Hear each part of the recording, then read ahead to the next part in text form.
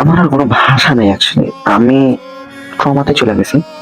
সকালবেলা যখন আমি দেখছি যে আমি স্যারই খাইনি, আমি কালকে দেখছি মনে করছি যে সুস্থ ওয়েল নোন বা সো কল্ড সুস্থ তদন্ত বা whatever, like কোন কেসটা ভালো করে সম্পূর্ণ হবে। বিচারককে পাওয়ার পরেও ওটাকে নিয়ে এখনো কেউ স্বীকৃতি দেয় নাই যে তার ফাঁসি হবে বা সামথিং। আমি যদি সরকার হইতাম বা আমি যদি বিচারপতি হইতাম, আমি প্রত্যেকটা রিপোর্টের জন্য কি করতাম জানেন? জুলাইতে আমার বাবা যখন যাত্রাবাড়িতে অফিসে যেতেন, মাত্রইলে বা মাত্রইলে বা হচ্ছে যাত্রাবাড়ি ফ্লাইওভারের দিকে মরদেহের জন্য পড়েছিল ল্যাংটা করে, তারপর অঙ্গ প্রত্যঙ্গ হচ্ছে পাড়ায় পাড়ায় পিষছে, ওইরকম করতাম আমি। আমার ছোট বোন আছে। আমি এখন এত পরিমাণের ডিপ্রেসড হয়ে গেছি এই দেশের উপরে যে আমি আর ভরসা পেতেছি না যে এই দেশে আমার বোন সুস্থ থাকবে নাকি, আমার বড় বোন আছে একটা কাজিন, যেটা ও সুস্থ থাকবে নাকি, ও ঠিক থাকবে নাকি। একটা টু, আমার বোন টুতে পড়ে, একটা টু এর বাচ্চার উপরে যদি এরকম নির্যাতন করে, আমার আর ভাষা নাই টু বি অনেস্ট। সত্যি কথা বলতে আমি এটা বলতে চাই, যদি পয়সা থাকতো বা সামহাও, যে এই দেশ তোমার জন্য না, আল্লাহর কাছে থাইকো, আমাদের মাফ করে দিও। মানে একটা কন্যা সন্তানের একটা অধিকার, একটা রাইট, যে সে ইন্ডিপেন্ডেন্টলি লিভ করবে। ক্লাস টু এর বাচ্চারা তো ভাব কেন, এগুলা কেন ভাই? আমাদের সোসাইটি তো এরকম ছিল না। ওয়েল নোন কিছু ছাত্রী বলবেনরা কমেন্টে বলতেছে এমনিতে পড়তে পারে না, ফাইভে পড়ার কথা, আরো অনেক কিছু। তাদের উদ্দেশ্যে কি বলবো যে আচ্ছা যা, টু এর কথা বাদ দিলাম, বড় বড় লাগে পেটে মেয়েকে, বাট এত সাজগুজ চাই মানে হোয়াট দ্য হেল? দেশটা স্বাধীন, তো তুমি স্বাধীনভাবে চলবো না, তাই তোমাকে এমন ভাবে নির্যাতন করা হবে? Like that makes a sense. তুমি ছেলে, তুমিও এখন বাইরে দেওয়া হবে, কারণ তোমার কোন চিপায় নিয়ে যায়, তোমার গলা কেটে ফেলা দেয়, who knows, nobody is gonna know about it. আমি সুস্থ তদন্ত চাই।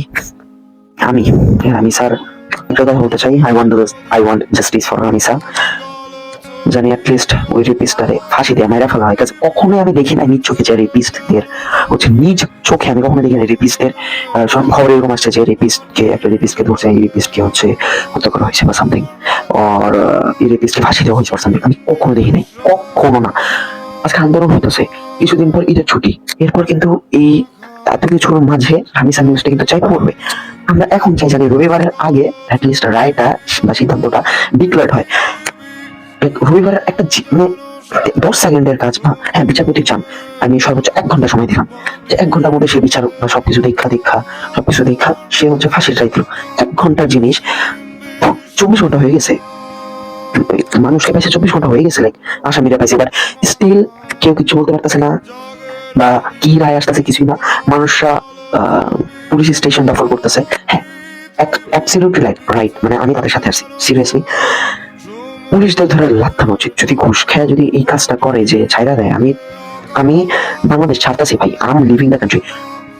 আমি বাংলাদেশে বড়, আমি অ্যাটলিস্ট এসএসসি পর্যন্ত বাংলাদেশে থাকতে হইতেছে। আমার লাইফের কোনো সিকিউরিটি নাই, গ্যারান্টি নাই আমি লাইফে কতদিন বাঁচবো বা সামথিং। এখন আমার বোনের লাইফের চিন্তা যদি আমি করি, তাহলে আমার লাইফের চিন্তা আমার আসবে না। আমি আজকে পরীক্ষা দিয়েছি বাংলা এক্সাম, আমার মাথাটা কাজ করতেছে না।